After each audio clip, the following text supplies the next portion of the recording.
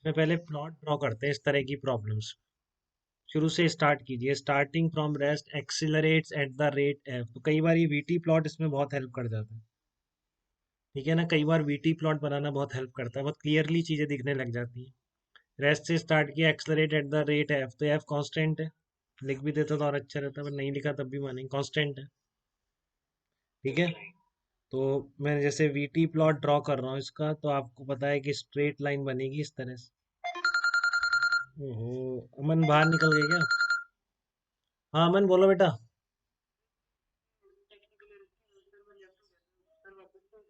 हाँ मैं ज्वाइन करा रहा हूँ। बेटा बता दिया करो कोई हो इस तरह का, स्क्रीन शेयरिंग में दिखता नहीं है।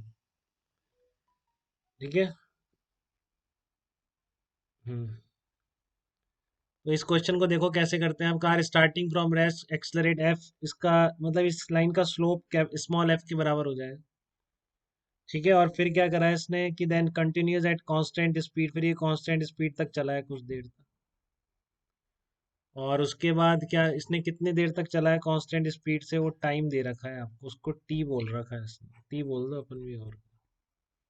ठीक है, और उसके बाद क्या बोल रहा है कि decelerate f by two to come to rest, तो अभी एफ बाई टू से डेसिलरेट होता हुआ रेस्ट पर आ गया।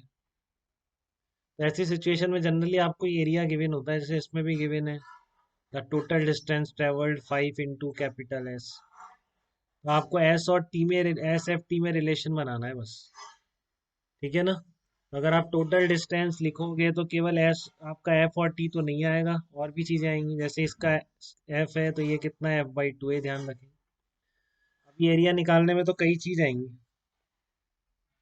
ठीक है ना, जैसे आपको एक तो ये टाइम लेना पड़ेगा, इसको मैं मान लेता हूँ T1 है, और इसको मान लेता हूँ T2 है। तो ये T1 T2 भी मेरे को एस और एफ टी, एस एफ या टी की टर्म में ही चाहिए बेटा। ठीक है ना, तो क्या मैं बना पा रहा हूँ कि पहले T1 T2 वेरिएबल आएंगे तो मैं इसको पूरा एरिया लिख पाऊंगा इसका बिल्कुल। बट मैं क्या T1 T2 को एस एफ टी की टर्म में लिख पा रहा हूँ क्या? देखो इससे लिख सकते हैं अपन, यहाँ से डिस्टेंस ट्रेवल भी तो दे रखी है आपको T1 में। इन T1 डिस्टेंस ट्रेवल दे रखी है। इन T1 डिस्टेंस ट्रेवल्ड कितनी है आपकी, कैपिटल एस है। और एक्सलरेशन पता है तो ये लिख दिया देखो आपने, half into F into T1 square. तो T1 तो आ गया आपका एकदम नोन की टर्म में। अब T2 के लिए क्या करेंगे, T2 भी ला सकते हैं क्या? ये स्लोप दे रखा है देखो, ये वी मैक्स लिख सकते हैं क्या? हाँ ये वी मैक्स लिख सकते हैं, वी। अरे second equation UT plus half A T square, UT plus half A T square. ठीक है ना, T1 टाइम में स्टार्ट किया था उसने और एफ एक्सलेशन था, तो इससे आपने S equal to F T1 square लिख दिया। तो क्या T2 के साथ भी कुछ कर सकते हैं कि आप इसकी टर्म में आ जाए? तो बिल्कुल कर सकते हैं, क्यों नहीं कर सकते। ये वी मैक्स पता है ना आपको कितनी होगी, यहाँ पर ये वी मैक्स किसके बराबर आएगी, एफ इंटू T1 के बराबर ही तो आएगी। अब T1 अननोन नहीं रह गया, T1 निकल गया। बट ये बताओ वी मैक्स इक्वल्स टू दिख रहा है कि आपको एफ T1 के बराबर? ये किससे लिख दिया सौम्य, बताओ जल्दी से। ये v equal to u plus a t से लिख दिया, और क्या। वी मैक्स आपका एफ T1 आ गया। अब देखो ये F2 दे रखा है ना, तो स्लोप निकाल दो ना, ये टेन थीटा किसके बराबर है, दिस अपॉन दिस के बराबर ही तो होगा। और ये किसके बराबर है, F/2 के बराबर। जो मैंने टेन थीटा लिखा है, tan theta equals to, magnitude की बात कर रहा हूँ तो नेगेटिव पॉजिटिव का फर्क नहीं पड़ रहा, वी मैक्स अपॉन T2 लिख रहा हूँ। और वी मैक्स आपको पता है F T1 है, तो F/2 F T1 upon T2। ये T2 किसके बराबर आ गया, 2T1 के बराबर आ गया। ये आपकी दूसरी इक्वेशन। अरे slope, slope of velocity time graph, बेटा लैग कर रहे हैं आप लोग, मैंने कहा था इस ढंग से पढ़ेंगे, ऐसे लैग ना करें, ये तुरंत समझ में आने चाहिए। वीटी प्लॉट है, स्लोप क्या होता है, टेन थीटा स्लोप ही तो है। नेगेटिव की परवाह नहीं कर रहा, आप इससे एंगल लेते तो भी वही आता। नेगेटिव साइन का फर्क पड़ता है, मैग्नीट्यूड तो यही है वीटी का, वीटी प्लॉट का slope.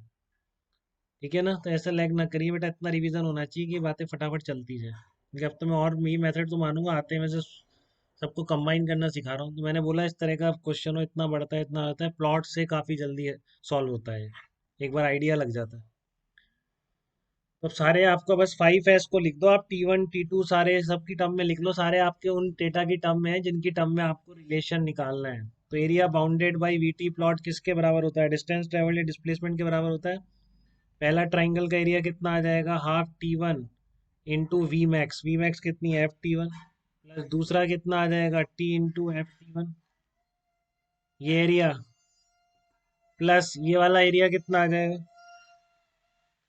Half into T2 into कितना, वही Ft1 वी मैक्स। तीनों एरिया लिख दिए, दोनों ट्राइंगल के। अब ये आना चाहिए बेटा, इसमें दिक्कत है क्या एरिया में लिखने में? देखना एक बार। Half into base into height, length into weight, half into base into height. तो बस T1 T2 को रिप्लेस कर दो आप इसमें, ठीक है ना। रिप्लेसिंग T1 T2, सब जगह से T1 T2 को रिप्लेस कर दो एकदम, आपको बिल्कुल आंसर दिख जाएगा। रिप्लेसिंग T1 and T2, क्योंकि T1 T2 की टर्म में नहीं चाहिए। तो आपको बिल्कुल क्या दिखेगा? Capital S equals to 1/2 FT² दिखेगा। Capital S equal to 1/2 FT²।